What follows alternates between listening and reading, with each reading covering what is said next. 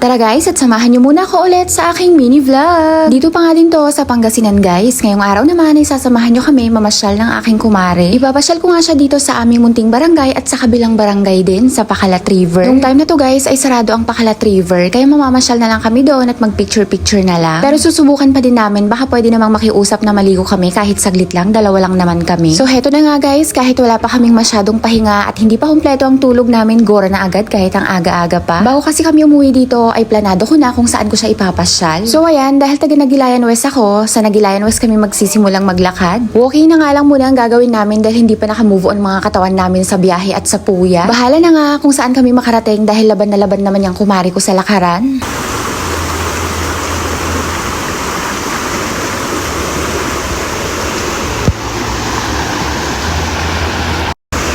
Ano Mars? Ang ganda. Diba ang ganda?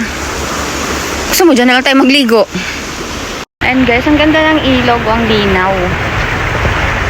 Oh, sarap maligo. Pero ito kung pala rin mamaya malawak na ilog. Para siyang dam pero maganda doon. Search natin mamaya. Oh, ang bilis ng agos. Yarn. Oh.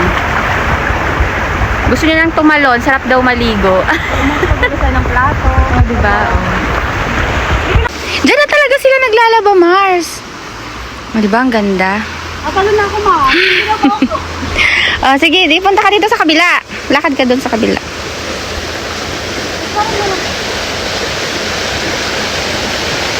At wala dito tayo kahapon, no? Hmm. Tapos mahulog ako.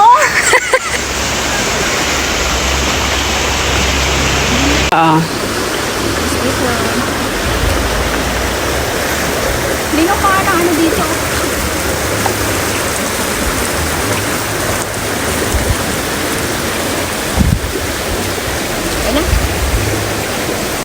Bali yung ilog na yun guys ay sa barangay namin. Heto naman ang daan papuntang Pakalat River. Kung hindi ako nagkakamali ay nakapunta na si Mami Laika dito. Masarap nga maglakad-lakad dito dahil kitang-kita mo yung mga kabundukan. Huwag siyang lalabas. Ba't mo palabasin? Di ba ang sakit lang din ko ako? Ano, dalhin natin yan sa Manila. O diba ang saya-saya ng kumari ko, ganyan talaga pag naging kaibigan nyo siya, sasaya talaga ang buhay nyo, Diyos mio. So ayan guys, meron nga silang nilagay na temporary close ang Pakalat River. Kung napansin nyo ay may mga barangay officials na nakaabang sa amin, Diyos mio, huhuliin na ata nila kami. Ay, charis. So ayan, bantay sarado nga talaga nila, pero nakiusap naman kami kung pwedeng pumasok, pwede naman daw. Tsaka sinabi ko naman na taga Nagilayan West lang ako. Tsaka marami naman akong naging kaklase nung high school dito at dito sila nakatira. Hindi ko na matandaan kung kailan pa yung huling punta ko dito, alam ko ilang taon na ang nakalipas. May mga reunion namang nagaganap kaso nga lang hindi pa talaga ako nakapunta kahit isang beses. So ayan guys, medyo malayo-layo na rin yung nilakad namin kaya nagpahinga muna kami konti.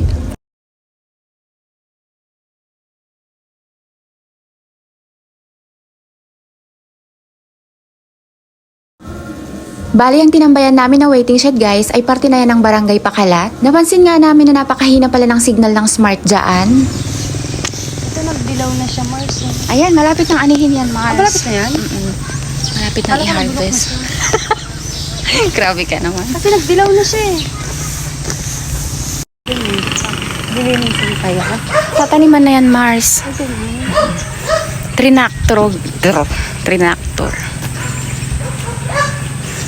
So hen guys, konting-konti na lang makakarating na kami sa Pakalat River. Pero hindi biro yung nilakad namin guys, malayo-layo yan. Pero caring-carry naman, sanay naman kami sa lakaran. So yan guys, may madadaanan kaming bayuhan ng bigas. Pinakatawag nga nila yan dito sa amin ay Ruling Kuno ata, kung di ako nagkakamali.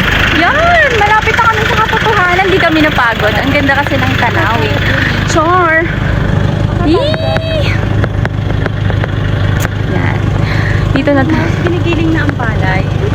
Tama ka? Oh, nandito na kami. Konting-konti na lang makakarating na kami sa Pakalat River. Kung sana pala pinractice natin si Bruno Mars tapos nag-TikTok tayo dito. Buti ka, hindi ka nag-practice kasi. Dapat maaga-aga tayo, Mars. Nandito na sana tayo. Oo, eh kasi di ba nasulit pa. Tapos, hindi pa rin kwet ko ah. So hey guys, nakarating na nga kami dito sa unang ilog na bubungad sa inyo pag napunta kayo dito. Bye-bye, Martha! Alam ko kasali dito sa dinadayo kasi malinaw na rin dito at masarap na rin maligo dito. Pero hindi pa talaga to yung dinadayo guys, napakalat river. Merong tulay na mahaba yun. Malapit na lang din yun dito, konting lakad na lang. Gustong gusto na nga namin ang kumari ko maligo kaso nga lang sayang, bawal nga. Kung hindi ako nagkakamalay parang ginagawa nito ng cottage. Maganda ang tourist spot na rin kasi sa kanila to. Lalo na kung ang dadayo dito ay galing ng Manila. Ganyang paliguan nga lang, lalo na ang mga bata sigurado tuwang-tuwa na sila. Yun lang muna guys for today's video at sana nakarating kayo hanggang dito sa dulo. At kung nagustuhan nyo tong video na to, ay pa-like and share naman, pa-follow na din. Yun na na guys for today's video. At yan, Matt. Bye-bye!